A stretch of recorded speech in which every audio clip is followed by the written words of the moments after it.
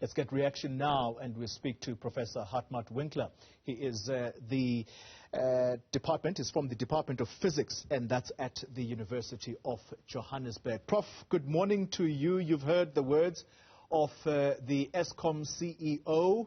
We have heard these words before, that consequences are going to come for underperforming power station managers. And therefore, my question to you is, are we hearing these words again in order to pacify an irritated public? Partly, yes. I think even with perfect management everywhere, Eskom would find operations very difficult in the present climate. It's simply that they're operating a very old fleet of coal power stations. And I like making a comparison that if you're a trucking company and you've got a business to run, which at any particular time is, say, you own 50 trucks and you need at any particular time 35 trucks, you need those trucks to be working reasonably well. If your trucks start getting older and breaking down more and more, it's just like with old cars. You are going to eventually run into a problem, and because you cannot predict exactly when each breakdown is going to occur where, it just means that occasionally you're just going to end up with situations like we had in the last couple of days, where you just don't have enough to produce the power you need. And I'm afraid this is going to carry on for the next couple of years, whether managers get disciplined and so on. Certainly there are, I don't have the full picture of what's happening on the inside of Eskom, but I'm sure, like with most organizations, you'll find that there are some people who are underperforming or are not doing what they're supposed to be doing. Certainly the station managers are supposed to follow a very strict regimen of maintenance, of following processes, of making sure that the coal can get there and so on. And maybe that's not being followed, so that might be what he's referring to. That could, in a sense, aid the situation. It's not really a total solution to the problem. To me, Eskom's just an organization which is extremely difficult to run at the moment. They're very deeply in debt. The global energy landscape is working against them too. It would be difficult for a similar organization in most parts of the world at the moment. So I don't envy Eskom or any of the people working there. But Professor, yes. Let me come in there, and I must apologize up front for persisting with this question around disciplining the station or power station managers. We know that Eskom is dealing with an aging fleet. We also know that it is battling with a skills shortage. That they have said.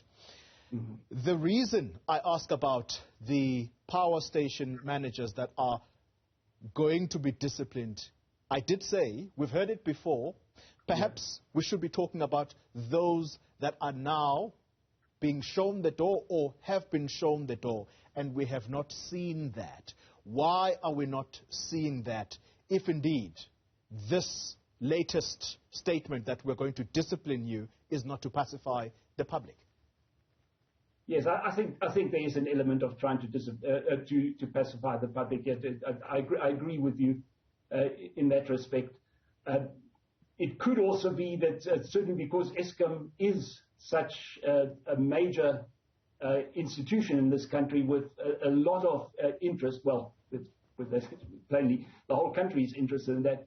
It might be that they're finding it difficult to carry out certain things that they would like to do without getting some sort of a backlash. That is possible. If that is the case, it hasn't been fully explained. Certainly, I think, yes, there have been some cases where people have been suspended and so on.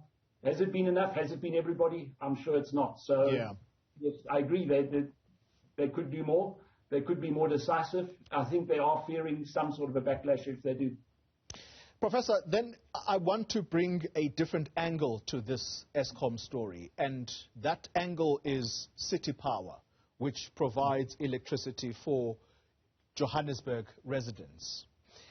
And we have seen a situation this past weekend where Eskom would do away with load shedding. Of course, it goes at different hours in various suburbs. But power has not been restored to some areas for much longer periods. And the problem is not Eskom this time around, but it is city power. How old is the infrastructure, as far as you know, in city power? Yes, most of it is quite old. And if you drive around, when you see some sort of cable lines or substations and so on, and you can see these things weren't built in the last few years or so. They are aging. So certainly there is an element of extra danger. You know, sometimes you'll hear, why is the power out? Oh, because some transformer is blown up and so on. That will happen increasingly when you have aging equipment. At the same time, I think there are security issues at many of these substations or the cable lines, and cable theft is just and theft of metals in general, which it certainly is a problem at these places. Whether there's an element of sabotage, probably less so, but I can't exclude that either. Certainly on a small scale. Yeah. But yes, just as Eskom is in a difficult situation, so is city power. They're working with equipment which is mostly outdated, and as a result, breakdowns are going to be more frequent. Could they respond more quickly? Yes, they certainly could. I've had experiences myself in this regard. Can they improve their systems? Most certainly they can. I think it's a similar malaise that we're seeing all around municipalities, state-owned enterprises and so on. That same aspect has also crept into city power. I have to put it out, Professor, that we have been trying to get a hold of city power to no avail. Its CEO in particular, Mongezi Ntsogolo, is the person that we have been wanting to talk to. What is your understanding, or are you aware at all that there is some kind of infrastructure upgrades that are taking place within the city of Johannesburg? Because the residents here they're absolutely angry about what has happened this past weekend. Yeah, I'm not aware of any major project to completely overhaul the system, which is ultimately what's needed. And I'm sure if you ask the CEO, he'll tell you, well, he doesn't have the money for that. They can only do bits and pieces.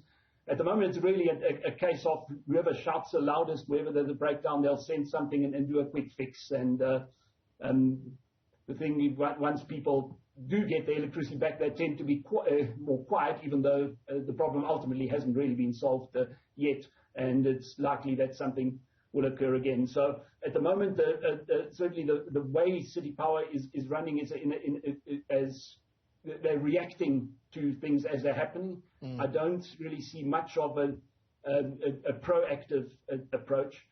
There has been talk that they want to start installing solar power in places that build up their own capacity. In some cases, they have access to independent coal power station and so on. There are these small parts of it. They can also be developing gas or gas from waste, which happens a lot in countries elsewhere in the world. Yeah. And overall, they just there are certainly ideas, but one really just needs a complete. One gets a sense one's dealing with an old organization that's just finding it very difficult to turn itself around and actually move into the 21st century, because that's ultimately, I think, what one can maybe put the problem down to. Electricity, energy has changed enormously in the last 20 years, and Eskom and city power haven't moved with that. Professor Winkler, let's end our conversation with the issue of skills shortage. We know that at some point Eskom even said that they were talking to people outside of South Africa to try and see if they could bring those highly skilled professionals to try and assist with these aging power plants. Can Eskom, and perhaps by extension even city power, can Eskom even afford to be disciplining power station managers if we have a skills shortage or a skills death in the sector? Because if you do that, it means that you are going to suffer more, because where else are they going to get people who know how to work these power stations?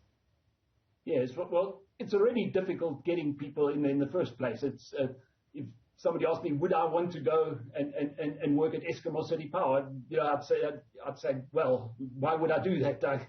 The chances for going wrong are enormously. At the same time, it would certainly help, maybe on for a contract on a year or so, just to go, or just even temporarily for a few months for specific jobs to bring in people that have worked there before, or people that are otherwise skilled in specific aspects. Like now we've got this upgrading of the Kuburg nuclear plant. So for things like that, I think it would make sense to bring in specialists for very specific jobs. I think ultimately, as much as that it costs you more, it could end up saving you more. I think right now, with as far as the disciplining of people, it's yes, you're losing technical skills. You could be losing people that have some sort of certainly have a good knowledge of how the plant operates. But ultimately, if that is where the problem is, then I'm afraid that's also where one's got to make a decision and get rid of such people. If they really were working against the organization rather than for it, then I don't see any other way out. Yeah. Professor Hartmut Winkler, thank you very much for your insights there. He is with the University of Johannesburg, the Department of Physics there.